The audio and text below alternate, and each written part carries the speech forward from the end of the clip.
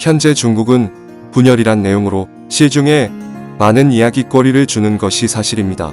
중국 경제의 위기, 중국 부동산의 붕괴, 쌓이는 중국 지방정부의 재정 적자 확대, 중국의 몰락 등 많은 얘기를 들으며 저뿐만 아니라 우리나라를 생각하는 많은 분들이 즐거워하는 것이 사실이고, 그날이 언제 올까 학수고대하고 있는데 현실은 그런 쪽으로 움직이지 않는 모양새입니다. 내수가 탄탄한 중국이 우리가 상상하는 대로 움직이지 않는 것은 당연합니다.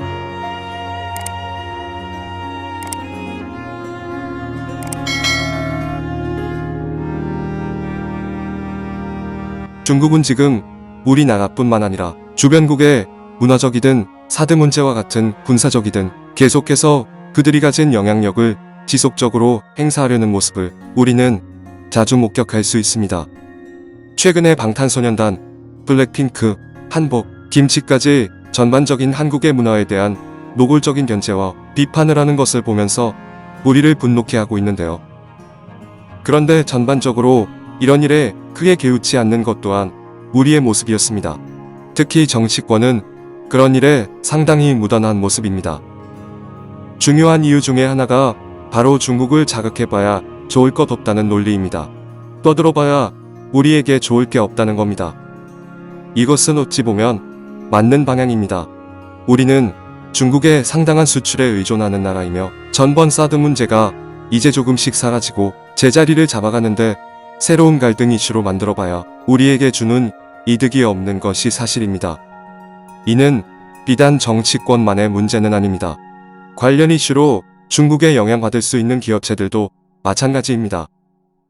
중국에게 현재 경제보복을 당하지만 그래도 중국은 꾸준히 우리들의 물품을 구입하며 서비스까지 이용하고 앞으로도 잠재성이 가장 큰 고객입니다. 사드 여파만 지나가고 제대로 화해 무드가 작동을 하면 중국의 팔아먹을 상품과 서비스들이 즐비할 겁니다. 당연히 우리는 이런 중국을 위해 우리의 감정을 내세울 수가 없을 겁니다. 현재 미국과 중국이 무역전쟁 중입니다. 미국은 어떻게 해서든 중국을 이번 기회에 손을 봐줘야 하는 상황입니다. 미국의 전세계적 영향력이 막강하니 결국 미국 이 싸움에서 이기는 것이 아닌가 하며 많은 사람들이 생각합니다. 그런 미국에 동조하는 인도, 호주 등이 중국에 자신들의 입김을 조금씩 넣고 있는 중입니다. 그런데 이상합니다. 중국이 좀 많이 빌빌거릴 줄 알았는데 중국은 이에 코방 귀독기지 않습니다. 코로나 문제로 중국이 앞날에 어둠이 깔릴 것으로 기대했던 서방국들은 현재 중국의 경제 회복 속도와 오히려 커가는 입김에 머리가 혼란스럽기까지 합니다. 내가 정말 중국을 등지고 이 난국을 헤쳐나갈 수 있을까? 불안한 것 또한 사실입니다. 현재 중국의 경제 지표는 금년 10월 이후 뚜렷이 개선되고 있다고 합니다. 2020년 1월에서 10월까지 41개 공업 및 중공업 업종 중 36개 지표가 전년 대비 실적 증가율이 떨어지고 5개 정도에서 실적이 전년보다 좋았었는데 10월 이후부터 크게 개선되며 25개 업종 전반이 전년 대비 이윤이 개선되었다고 합니다. 코로나로 제대로 가동하지 못했던 업종들이 서서히 복원 위기에서 벗어나면서 충분한 내수를 바탕으로 하며 방역 관련 제품, 서비스 등에서 큰 이익을 창출하며 개선되고 있다는 소식이고, 현재 중국 공업 구매 관리 지수는 금년 2월을 제외하고 계속해서 50%를 넘기며 경제는 꾸준한 성장세로 이어지고 있습니다. 코로나 여파에도 올해 실적이 전년의 실적을 넘기는 호성적이 전망된다고도 합니다. 오히려 카운터 펀치를 날린 미국이 코로나 문제의 지속으로 경제 지표에 빨간불이 들어오며 또한 대선 불복 문제로 컨트롤 타워마저 혼란스러운 상황입니다. 중국은 이에 말은 안 하지만 기세가 등등하죠. 기대한 방향으로 움직이지는 않고 계속해서 어려운 수령으로 빠져드는 듯한 모습입니다. 이렇게 자신감 넘치는 중국은 과연 앞으로 어디까지 갈까요?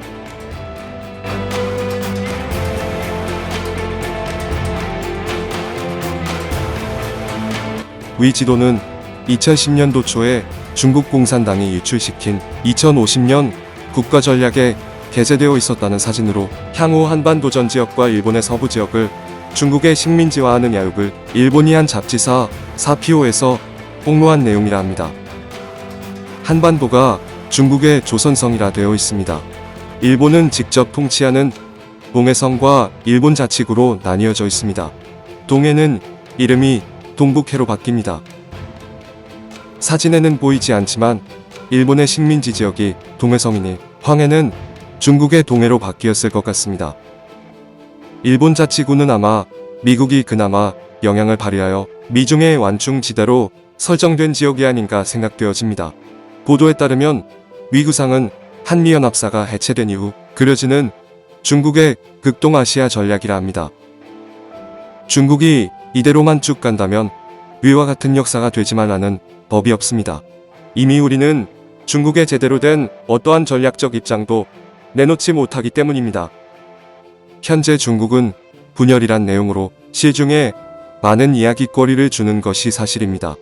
중국 경제의 위기, 중국 부동산의 붕괴, 쌓이는 중국 지방정부의 재정 적자 확대, 중국의 몰락 등 많은 얘기를 들으며 저뿐만 아니라 우리나라를 생각하는 많은 분들이 즐거워하는 것이 사실이고 그날이 언제 올까 학수고대하고 있는데 현실은 그런 쪽으로 움직이지 않는 모양새입니다. 내수가 탄탄한 중국이 우리가 상상하는 대로 움직이지 않는 것은 당연합니다. 다음에 시간이 되면 그와 관련해서도 영상을 만들어 볼까 생각 중입니다. 오히려 설명해드린 사진처럼 중국은 꾸준히 그와 같이 전략적으로 움직이고 있었다라는 생각마저 드니 소름이 돋을 정도입니다. 일본이 한미연합사와 미군의 한반도 영구주둔을 왜 그렇게 외치는지 이해가 되기도 합니다. 일본은 한반도를 옛날이나 지금이나 대륙의 영향력을 막아주는 방파제 정도로 생각하고 있었던 것이겠죠. 실제 중국 대륙에서 일어난 거대한 힘의 재편은 우리의 피 맺힌 끈질긴 항쟁과 투쟁으로 마무리되며 대부분 일본까지 전달되지 못한 것이 사실입니다. 고목연합에 일본 정벌 정도가 영향을 미쳤다고 할까요? 이에 대해 일본은 고마워하지는 못하고 아직까지 정신 못 차리는 소리나 하고 있으니 정말 답답한 족속들입니다. 이쯤 되면 미군 주둔비를 일본에서도 내라고 할 만한다. 이와 관련 정치가들의 전략적 접근도 필요해 보입니다. 그래도 일본은 우리의 영원한 자연 방파제입니다. 다시 본론으로 돌아와서 제가 이 사진을 보여드리는 이유가 바로 현재 중국의 이런 전략에 대해서 우리는 어떤 전략이 있는지 함께 생각해 보고자 하는 마음에서입니다. 제가 2번의 영상으로 몽골과의 통합을 주장했는데 다 같이 잘 살아보자고 얘기 드린 것이 아닙니다. 몽골과의 통합이 쉽게 이루어질 수 없다는 것도 잘 압니다. 그런데 중국의 이런 노골적인 전략이 계속해서 현실이 되어가는 세상에서 당신이라면 어떤 전략적 선택을 하시겠냐는 것입니다. 미국과 영원히 함께 가면 문제가 없을까요? 만약 그런다면 그런 그들을 끝까지 믿을 수 있을까요? 찬밥과 뜨거운 밥 가릴 때가 아닐 것입니다. 우리도 중국 전략에 대한 치밀한 중장기적 국가 전략이 필요해 보입니다.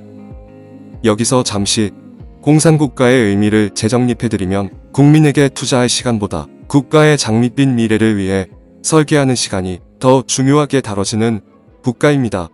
그에 따라 철저하고 계획적으로 국가의 장기 전략을 만들어 움직입니다.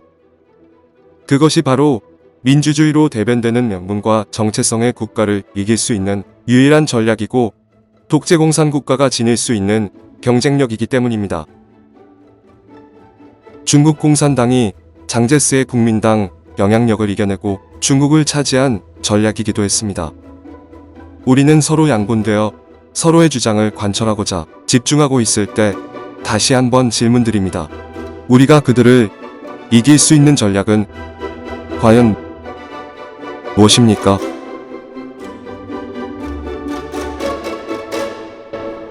이상 레볼루션 울림이었습니다. 시청해주신 여러분들께 감사의 말씀드리며 더 좋은 내용으로 다시 찾아뵙도록 하겠습니다.